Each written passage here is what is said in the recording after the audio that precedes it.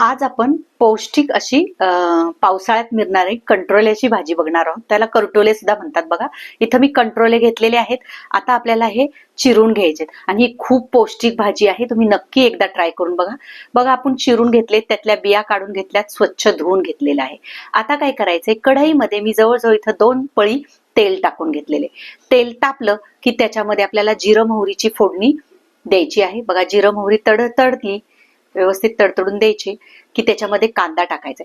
तुम्ही ही जर भाजी खाल्ली नसेल ना, तर नक्की तुम्ही ह्या पावसाळ्यात खाऊन बघा. ह्या पावसाळ्यातच येते ही भाजी.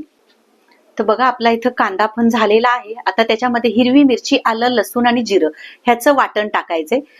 जवळजवळ मी इथं 1.5 चमचा टाकलेला आहे. तुमची भाजी किती असेल त्या प्रमाणात तुम्ही त्याच्यामध्ये हिरवी मिरचीचं वाटण टाकू शकता. बघा आता हे छान झालेलं आहे, कच्चापणा गेलाय. त्याच्यामध्ये हळद टाकून घेऊया. हळद टाकल्यानंतर सुद्धा पुन्हा परतून घ्यायचंय आपल्याला. आता आपण जे कंट्रोले म्हणजेच करटुले जे धुवून कट करून घेतलेत ते आपल्याला ह्या मसाल्यामध्ये ऍड करायचे आणि व्यवस्थित त्याला परतून घ्यायचे.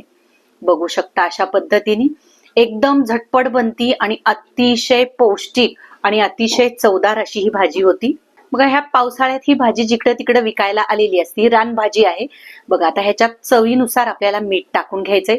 पुन्हा एकदा परतून घेऊया आणि आपल्याला ही भाजी आहे ना वाफेवर शिजवायची. बघा आता मी ताटामध्ये पाणी ठेवते आणि बारीक गॅसवर 5 मिनिटात ही भाजी शिजली जाती. बघा इथं आपली भाजी झालेली आहे. दाबून बघूया. आता आपल्याला ह्याच्यामध्ये ना शेंगदाण्याचा कूट टाकायचा आहे. मी जवळजवळ इथं 2 चमचे शेंगदाण्याचा कूट टाकून घेते. पुन्हा एकदा हलवते.